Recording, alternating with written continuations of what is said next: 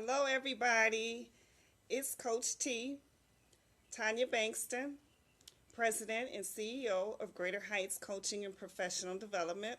I'm back again, and I'm talking about, you guessed it, change.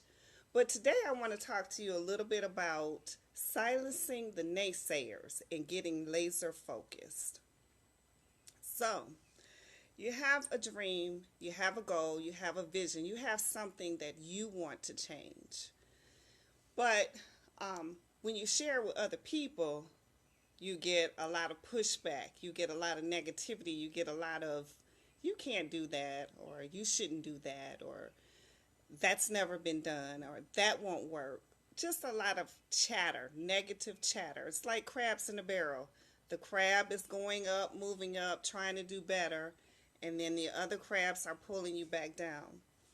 What I want to do is encourage you to silence the naysayers. The naysayers, the dream stealers, those people who say it cannot be done. Let me give you an example of something that happened to me a few years back. So, a few years ago, I decided that it was time for me to step out on my faith and leave my job. And I had been at this particular job for over 18 years. So I had it was a union shop. I had some time invested. 18 years is a pretty substantial amount of time. I was at the point where the writing was on the wall for me that I was not going to grow. I was not going to develop anymore, that I had reached the highest level that I could possibly reach within that organization.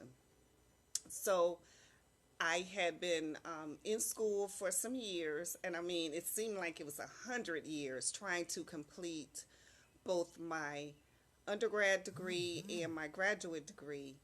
And I got to a point where, I just said, Tanya, it's time to leave. You're not going to go anywhere else. You are where the pinnacle of your career at this particular organization.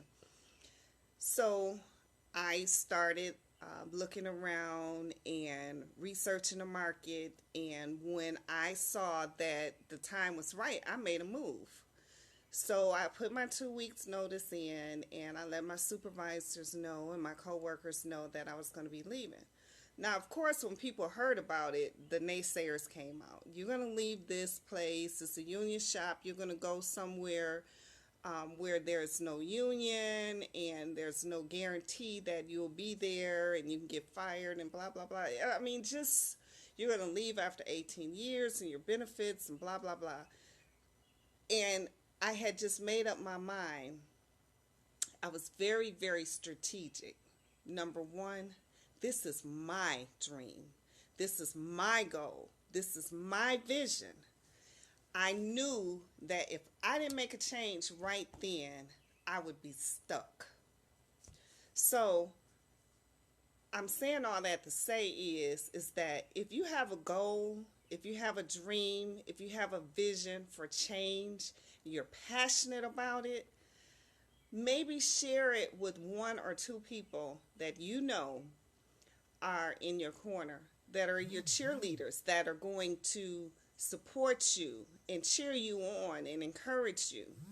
But you have to get to the point where your vision and your goal, that you're very, very passionate about it, that just like a newborn baby, you would nurture, you would not expose to the elements, you would shelter and protect your goals, your dreams, your vision.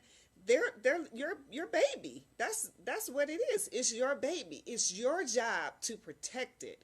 It's your job to see to it that your dream goes from its embryonic stage to its infancy stage to its birth to full grown development. It's your job. It's your responsibility. And don't expect that anybody else is going to be excited about your goal, that they're going to be passionate about it, that they're going to believe in it. People may not even see it. It's something that was dropped in your spirit. It's something that was God given to you. protect it, nurture it, get some laser sharp vision in terms of how you can get it from its embryonic stage to full blown birth. Give birth to your dreams. Give birth to your passion. Give rise to those things that lay deep down inside of you that God has given you. If He gave you the dream, He'll give you everything that you need to give birth to that dream. So, I mean, take it from me. I have been that person. I wasn't good in high school. I didn't drop out, but I just barely graduated. There was a point in my life where I skipped high school a lot. I remember at one point it was like 40 days straight that I skipped before my parent found out that I was actually skipping school. So then I went to college. My first year in college, I was a college dropout. I got pregnant, and that was it. I did not go back to school for some years after that. I always worked 2, 3, and at one point I literally worked 4 part-time jobs just to make ends meet and to feed my children. But I knew that that was not my purpose, that was not my lifelong destiny. I knew in my spirit that God has something much, much greater for me. You know, yesterday, somebody said to me, she just walked up to me and she said, Tanya,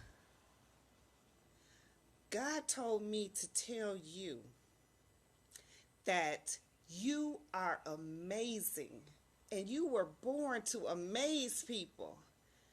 And literally, she told me this before I started working. I almost burst into tears because I thought, wow.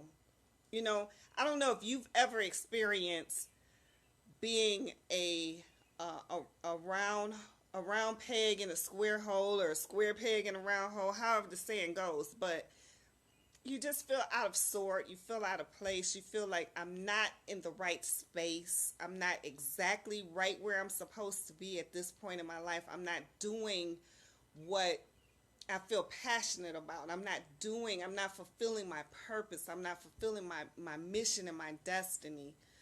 Let me tell you, I have felt like that. I have been that person where I knew that right now is not the best. It's not God's best for me. It's not the greatest space. I've been there.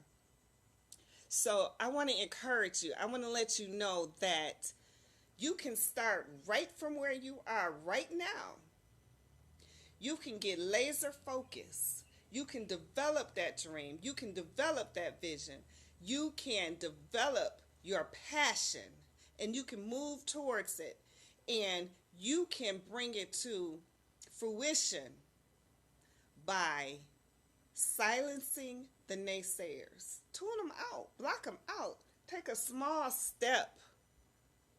Each small step towards change. Each small step towards your destiny, towards your vision, towards your goal.